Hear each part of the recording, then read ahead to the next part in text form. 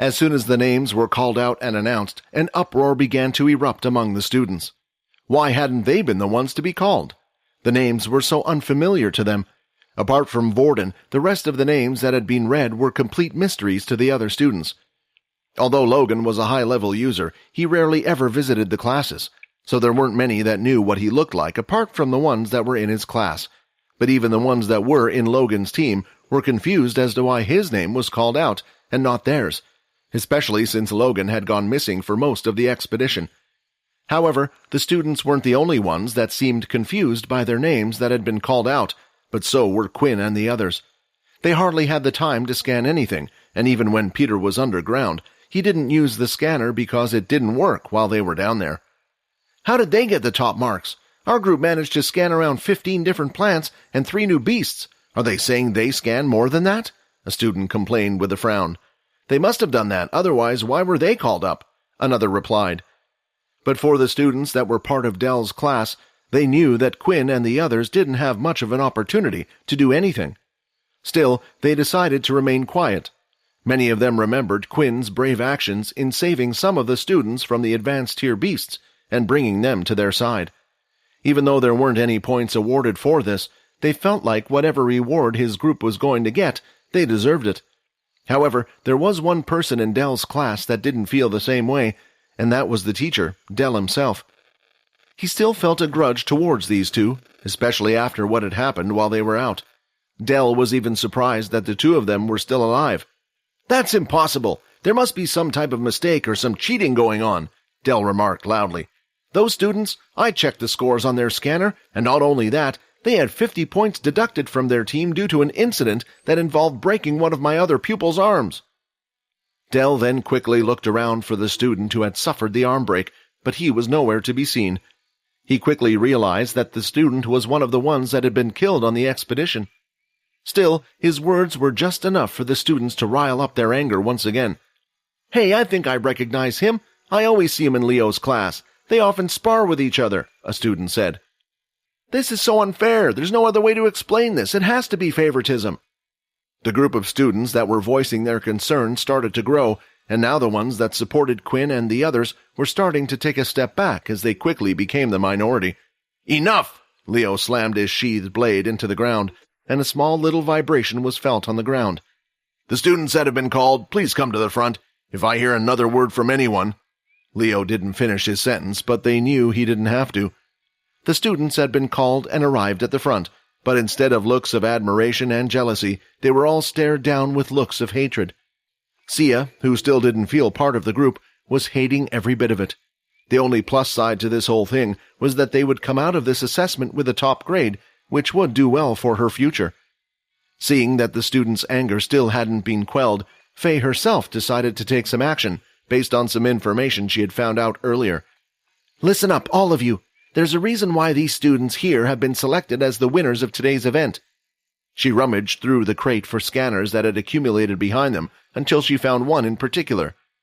"This scanner here is from Logan, a student.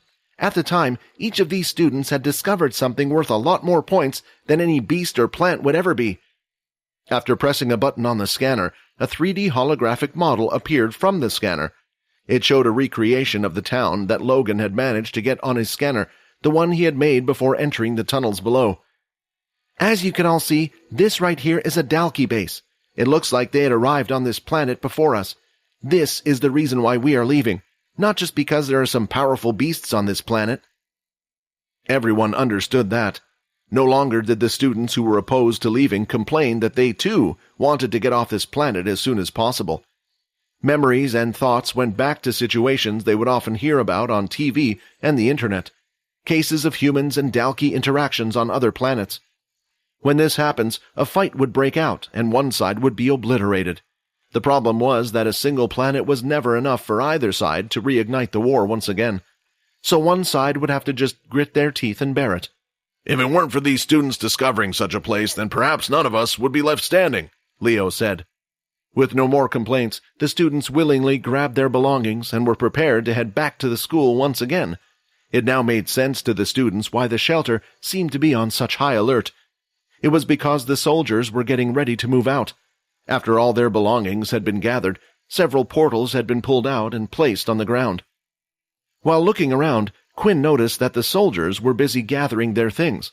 The same couldn't be said for the civilians who lived in the treetop homes. They stood there with worried looks on their faces, peeking from above. "Why aren't they packing their things?" Quinn asked. "What do you mean? These people have nowhere to go," Layla replied. "They probably spent all the money they had to move here. Even if the military did allow them to use the teleporters and head back to Earth, they would only be made homeless with no shelter or way to earn credits." "But if the soldiers leave this place, then there will be no one to protect them from beast attacks," Quinn replied. Layla remained silent when Quinn said this, and Vorden simply placed his hand on his shoulder. They were both aware of the fate of these people. While Quinn was a little naive, the government had helped him when his parents disappeared, so why couldn't they help them as well, he thought. He thought this situation was stranger and stranger, but more than anything, he was deeply concerned for the people above. Not only were there adults present, but also children. While the students walked through the teleporters, a young girl who looked only around the age of 5 started to wave her hand goodbye to the students, unaware of what was happening. "This world needs to change. The people at the top need to come crumbling down, and when I'm strong enough, I'll come back for you," Quinn said, although he was aware that by that time it would probably be too late. Deep underground in the abandoned town, a strange man was still standing on the top floor. He had been standing there for a while now as he waited for his body to wake up. He was unaware of how long he had been out. Still, it would take some time for his body's functions to return to what they once were. "I don't know why it's a vampire's tradition to put one in one of those cylinders completely when one is to go into eternal sleep. They could at least allow for a set of clothes to be left behind," the man said, as he seemed deeply concerned by this matter. "I can't just go out and greet the people outside like this. They'll think I've gone mad, or madder might be the correct term." He said this as he began to laugh aloud at his own words. "Ha ha! Didn't I leave some basic treasure of mine behind? I believe it was a set of armor. However, whoever entered the tower might have taken a vital piece. I did leave it there as a reward. Let's just hope they didn't choose the area that covers the crown jewels." As the man walked down the spiraling staircase, he continued to pace himself sloppily while holding his chained sword in his right hand. Eventually, he had reached the platform where another room was located in the center part of the tower. When entering the room, he immediately saw that 5 metallic cylinders were present. "Looks like someone took an item. Well, that's fine. They did wake me up after all." As the man walked over to the podium, which wasn't encased in a metallic cylinder, as he looked down, he blinked and raised a brow. "Now, out of all the items available for them to get, why on earth would they choose to take the ring?" the man thought to himself, rather confused. Please subscribe to the Pocket FM YouTube channel and press the bell icon for instant notification. Check out our channel for more such exciting shows.